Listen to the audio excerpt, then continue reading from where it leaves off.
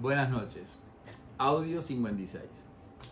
Bueno, con este formato seguimos analizando la ley de urgente consideración que se va a someter a referéndum en marzo de ahora, el 2022. En este audio voy a empezar a analizar el régimen de arrendamiento sin garantía. Yo había dicho en su momento que iba a ser 135 audios. Bueno, no sé si voy a llegar a 135, pero voy a estar cerca.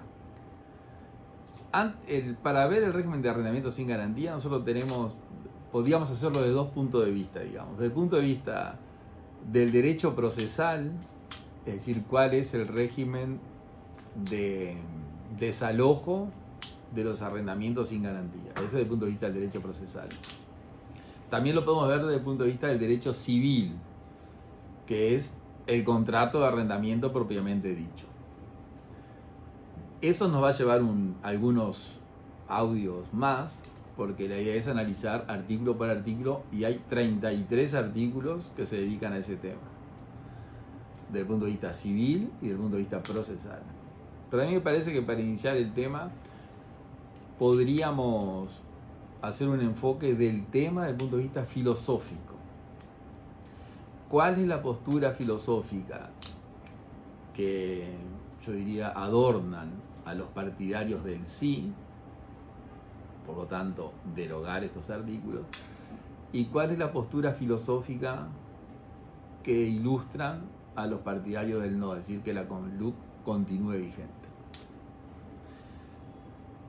¿Cuál es el principio de la filosofía? Una pregunta. El que pregunta está filosofando. ¿Qué es la filosofía? Preguntar. ¿Por qué uno pregunta? Porque duda. Entonces uno duda. Como duda, pregunta. Y si a la pregunta le encuentra la respuesta, el tema lo resolvió. Entonces, en este tema, desde el punto de vista filosófico, la pregunta es: ¿qué impulsa a los partidarios del sí a derogar este artículo? Y la misma pregunta es: ¿qué impulsa a los partidarios del no a mantener este artículo? Entonces voy a ir por la segunda parte. Como yo soy partidario del no y trabajé en el artículo, vamos a decir qué fue lo que me pregunté yo para apoyar el artículo e incluso ayudar en su redacción de alguna forma. Y fue lo siguiente: ¿quiénes se benefician de este régimen? ¿O a quién involucra este régimen? ¿Qué partes son las partes del régimen de arrendamiento sin garantía? Pregunta. Respuesta: dos partes. El arrendatario, que es el inquilino, y el arrendador, que es el propietario. Segunda pregunta: ¿por qué yo pienso en el arrendamiento sin garantía desde el punto de vista del arrendatario?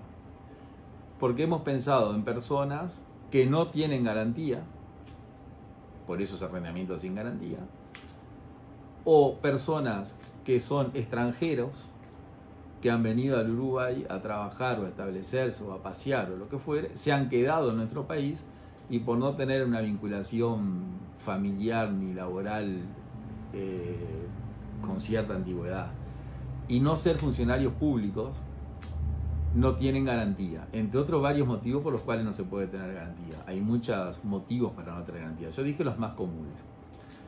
¿Por qué hablo de que no sean funcionarios públicos? Porque para ser funcionario público hay que ser ciudadano. Y los ciudadanos son de dos clases: naturales y legales. Los ciudadanos naturales son todas las personas nacidas en territorio de la República o los hijos de personas que hayan nacido en el Uruguay, aunque ellos hayan nacido en el extranjero. Y los ciudadanos legales son aquellas personas que después de permanecer un tiempo en el Uruguay y cumplir algunos requisitos, obtienen la ciudadanía legal. Y esto lo quiero decir importante, aunque no tiene nada que ver con el arrendamiento, pero sí lo que uno piensa. Para obtener la ciudadanía legal, la persona tiene que estar 3 años en el Uruguay viviendo en forma permanente, y luego de los 3 años inicia un procedimiento en la Corte Electoral para que le otorguen la ciudadanía. Trámite que a la Corte Electoral le lleva por lo menos 1 año. Le otorga la ciudadanía legal y ahí adquiere los derechos del ciudadano a tener empleos públicos y a votar. Pero otro derecho, el derecho a tener empleo público lo adquiere inmediatamente, pero el derecho a votar lo adquiere 3 años después de obtener la ciudadanía legal. Conclusión, buena parte de los beneficiados por este articulado son personas que a mí no me van a votar nunca, o a que nosotros no nos van a votar, porque van a poder votar dentro de 7 años. Entonces, ¿para quién está pensado esto? Para las personas que no tienen garantía, para las personas que no tienen propiedades, que no son propietarios, y para las personas extranjeras que han venido al Uruguay a quedarse en nuestro país, por motivos varios. Esa es una de las partes. Con respecto al propietario, la pregunta es ¿por qué el propietario? Y bueno, porque el propietario es una persona que dispone del bien y que tiene un sistema legal que le permite arrendarlo sin garantía, y el secreto de la negociación es que mientras se le pague el alquiler, él no puede sacar al inquilino. El contrato tiene un plazo, entonces él se obliga a que al inquilino no lo puede sacar. ¿Cuándo lo va a poder sacar? Pregunta. Respuesta. Cuando le deje de pagar el alquiler o cuando se venza el plazo. Si la persona abandona la propiedad porque se venció el plazo, no hay problema ninguno, porque cuando firmó el contrato él sabía que iba a estar ahí por determinado plazo. O sea que era consciente que al vencimiento del plazo se tenía que retirar. No hay ningún perjudicado. No hay una parte débil y una fuerte. Es un contrato que las dos partes cumplen. Yo te doy la propiedad por tanto plazo, tú te quedas en esa propiedad por tanto plazo. Me pagas X cantidad de dinero. Ahora, si la persona deja de pagar el alquiler, hay una ruptura de la relación. Entonces el propietario tiene el derecho a darle el desalojo y recuperar su bien. Esa es la pregunta que nosotros nos hicimos ante este tema, y esas fueron las respuestas que nosotros encontramos a este tema y la plasmamos en un texto. ¿Cuál es la pregunta que se hacen los del sí? La misma pregunta, porque si no perdemos la bilateralidad, los propietarios y los inquilinos. Pero ¿cuál es la defensa del sí? ¿Cuál es el argumento de los defensores del sí? O sea, de los que quieren drogar esto.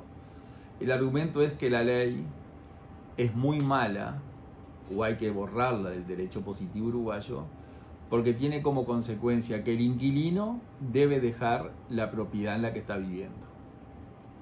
Eso es lo que yo he escuchado hasta ahora. Y que lo debe dejar en un plazo breve. Ahora, ¿cuál es mi reflexión ante esa respuesta, ante esa pregunta de los del sí y la respuesta? Y la reflexión es lo siguiente. Los que defienden el sí y quieren que el inquilino se quede en una propiedad sin pagar, en realidad lo que están queriendo es que el propietario al inquilino le preste el apartamento o la casa. Entonces, esa relación, en lugar de hacer un arrendamiento, sería lo que se llama en el derecho un comodato. ¿Qué es un comodato? Un préstamo de uso. ¿Qué es un préstamo de uso? Yo te presto determinada propiedad, o a mí me prestan determinada propiedad, y tú te quedas en ella hasta que yo te pido que me la devuelva. Ese es un préstamo de uso, que se aplica a cualquier bien, un auto, una lapicera, un teléfono. Yo lo presto y cuando lo reclamo se me devuelve. Entonces los partidarios del sí lo que quieren con este contrato de arrendamiento es que no existe arrendamiento sin garantía. Ellos pretenden que las personas puedan ocupar una propiedad sin pagar. Es la única aplicación. Ahora, querer que una persona ocupe una propiedad ajena sin pagar es legítimo si el propietario lo presta. Pero si el propietario lo alquila, es porque quiere recibir algo a cambio. Si no, lo hubiera alquilado, lo hubiera prestado. Pero no lo prestó, lo alquiló. Entonces a mí esto, para terminar, me hace acordar a algo que leí hace un tiempo atrás, de que a Adán le mintieron en el mito de Adán y Eva. Porque en el mito de Adán y Eva, para no hablar de religión, a Adán le dijeron que tenía que ganarse el pan con el sudor de su frente. Y llevado eso al pensamiento de los que apuestan por el sí, que quieren que esto desaparezca, o que desaparezca porque se le saca a la persona la vivienda de la cual están ocupando, ellos quieren ganarse el pan con el sudor de la frente ajena, no con el sudor de la frente de ellos, porque ellos quieren que la persona continúe en la propiedad a costa del otro. Y eso es muy propio, yo diría, de la ideología hasta socialista, que por algo cada vez existe menos. La ideología de ellos es: nosotros tenemos derecho a todos, a todo, incluso a quedarnos en una propiedad sin pagar, pero ese derecho alguien lo tiene que pagar, pero lo paga el otro, no lo pago yo.